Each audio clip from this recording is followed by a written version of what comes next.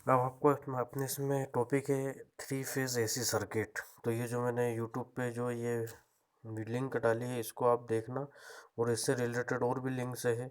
और ये जो लिंक है ये आपके नोट्स के लिए है, इसमें आप सर्च कर सकते हो। तो सिंगल फेज जैसे मैंने जो अभी तक हमने एसी सर्किट पर जो सिंगल वेव हम पढ़ते थे, वो आपका सिंगल फेज रहता था। उसमें आपका क्या रहता है, एक मेन वायर रहता है जिसमें आपका अल्टरनेट करंट फ्लो होता है, और एक आपका रहता है न्यूट्रल, है ना। न्यूट्रल आपका सिर्फ सर्किट को क्लोज करने के लिए, ताकि आपका करंट फेज में से आपका करंट फ्लो होता है और घूम करके न्यूट्रल के माध्यम से वापस आता है। तो बंद परिपथ बनाने के लिए एक वायर हमको देना पड़ता है। तो आपका जनरली सिंगल फेज में दो वायर होते हैं, एक फेज और एक न्यूट्रल। ऐसे आपके थ्री फेज में चार वायर रहेंगे, ठीक है। थ्री फेज और एक न्यूट्रल, यानी कि थ्री फेज में थ्री मेन वायर्स रहते हैं, उन तीनों में हमारा अल्टरनेट करंट या पावर सप्लाई रहती है, और एक न्यूट्रल रहता है जो सर्किट को कंप्लीट करता है। तो आपका ये 120 डिग्री के एंगल पे थ्री फेज यानी कि थ्री अल्टरनेट करंट या अल्टरनेट वोल्टेज क्वांटिटीज आपकी फ्लो होती है। जैसे ब्लू आपका फेज वन, है ना, रेड आपका फेज टू, और ग्रीन आपका फेज थ्री। जनरली ये तीन कलर में होते हैं, RYB, रेड, येलो, ब्लू, है ना। और न्यूट्रल आपका ब्लैक कलर का रहता है। या कहीं और अर्थिंग आपका ग्रीन कलर का रहता है। अर्थिंग इसलिए लगाते हैं कि भाई जो एक्स्ट्रा करंट या वोल्टेज रहता है वो ज़मीन में उतर जाए। आपका इस टाइप से रहता है ये थ्री फेज आपके। ये रेड, येलो, यहाँ पे ग्रीन की जगह सॉरी, यहाँ पे येलो की जगह पे ग्रीन वायर है हमारा। तो इस प्रकार से कनेक्शन कर सकते हैं हम, है ना। ये लोड, लोड मतलब कि जहाँ पे आपका उपकरण है, थ्री फेज पावर लाइन। अब लोड उपकरण भी जैसा आपने सुना होगा, three phase motor, three phase generator, है ना। तो मशीनें भी उस हिसाब से रहती है ना। आपका सिंगल फेज भाई खूब से खूब 240 तक रहता है, फिर 440 या वोल्ट या उससे ऊपर का हमें वोल्टेज आपका थ्री फेज में यूज़ होता है ना। जनरली ये शॉप वगैरह पे यूज़ होता है, या खेत वगैरह पे जो बड़ी बड़ी मोटर्स रहती है ना। बहुत सी जगह पे थ्री फेज कनेक्शन बड़े पैमाने पे जहाँ पे हमें वोल्टेज यूज़ करना है वहाँ पे यूज़ होता है ये, है ना। तो जो आपके रहते हैं सिंगल फेज और थ्री फेज सिस्टम रहते हैं हमारे इलेक्ट्रिकल में, है ना। तो जो आपका न्यूट्रल रहता है वो रिटर्न पार्ट का रहता है। तो जनरेट जहाँ पे आपका करंट जनरेटिंग स्टेशन या लोड स्टेशन रहता है, वहाँ पे भी आपका पहले सिंगल फेज यूज होता था। 1882 में नया आविष्कार हुआ थ्री फेज का, या पोली फेज। पोली मतलब बहुत सारे फेज का। तो इसमें हम more than one phase use कर सकते हैं, जनरेटिंग, ट्रांसमिट और लोड सिस्टम के लिए। जनरेटिंग यहाँ पैदा होता है, ट्रांसमिटिंग बीच यहाँ पे ट्रेवल होता है हमारा, पैदा जहाँ से करंट बन रहा है से लेकर के जहाँ पे बटन है उसके बीच में जो हिस्सा रहता है, जो ट्रेवलिंग का जो हिस्सा रहता है करंट का, वो ट्रांसमिशन कहलाता है, संचरण। तो आपका पॉलीफेज सिस्टम जो रहता है, थ्री फेज भी बोलते हैं हम इसको। जो हर फेज जो रहता है आपका, इसमें 120 डिग्री का डिफरेंस रहता है। 120 डिग्री एंगल इलेक्ट्रिकल रहते हैं इसमें। तो भारतीय 36 टोटल 360 डिग्री का आपका ये चक्र पूर्ण करते हैं तीनों फेज, है ना। इसलिए 120 इक्वली डिवाइडेड रहते हैं 120 डिग्री में। तो पावर जो रहता है थ्री फेज सिस्टम में कंटिन्यूसली जो रहता है थ्री फेज में सेम रहता है ना। जनरेटिंग टोटल पावर का जो रहता है आपका, तो थ्री फेज सिस्टम जो रहता है आपका सिंगल फेज ईच, है ना, मतलब हर वायर एक फेज रहता है उसमें। तो अगर आप जो तो लोड रहता है सिंगल फेज में वन फेज और थ्री फेज सर्किट हम उससे बना सकते हैं, है ना।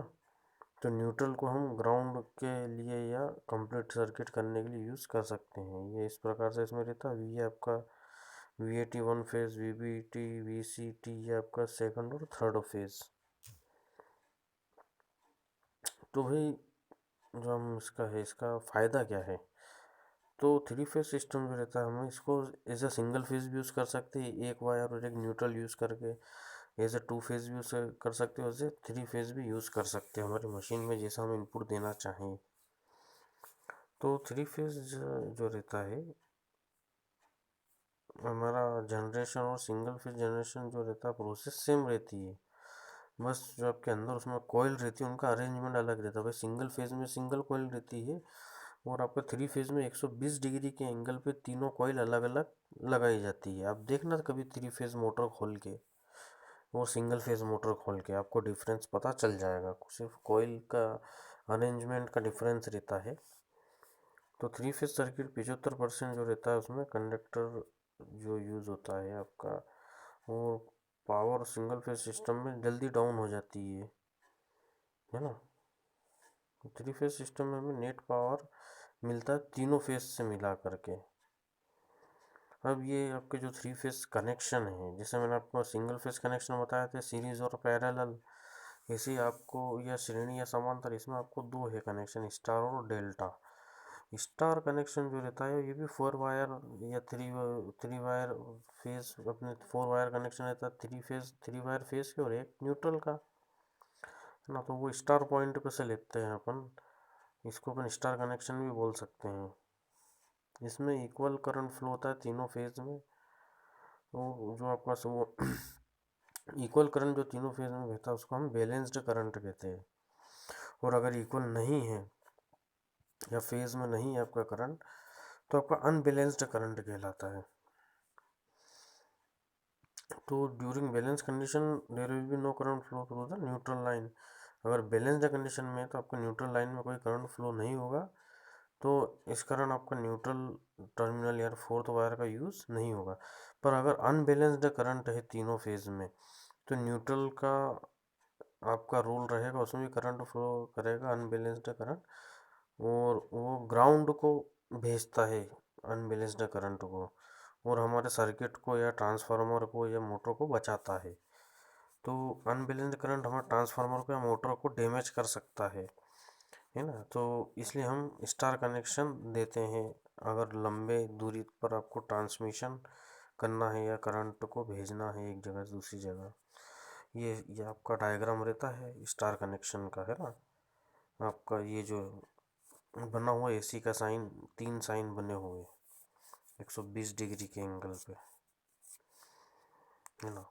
और आपका इसमें एक चौथा वायर हम स्टार पे से बीच में आपको जो दिख रहा है पॉइंट, इसको हम स्टार कहते हैं, यहाँ से हम एक न्यूट्रल निकाल लेते हैं। अब आता है आपका डेल्टा कनेक्शन। तो इसमें आपका रहता है तीनों वायर हम इसमें अलग अलग देते हैं, है ना। मतलब बीच में स्टार में से कुछ भी हम इसमें कनेक्शन नहीं देते हैं, और न्यूट्रल इसमें नहीं होता है। तो डेल्टा कनेक्शन छोटे डिस्टेंस के लिए हम प्रेफर करते हैं, है ना, क्योंकि अनबैलेंस्ड करंट लंबी दूरी पे अनबैलेंस करंट हो जाता है, और छोटी दूरी पे करंट अनबैलेंस नहीं होता है।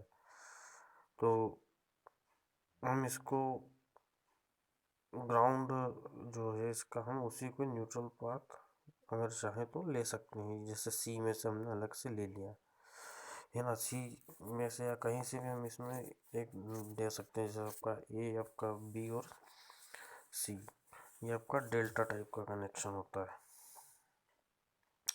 आपका टोटल जो करंट रहता है आपका ई लाइन बराबर E phase in E line into √3 I phase, ये आपका टोटल निकलता है।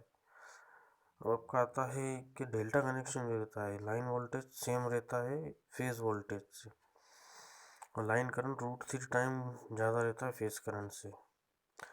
अब आपका जो रहता है थ्री फेज सर्किट स्टार और डेल्टा कनेक्शन को हम चार रूप में अरेंज कर सकते हैं, star star connection, star delta connection, delta star connection या डेल्टा डेल्टा कनेक्शन, जैसा आप यूज़ करना चाहो।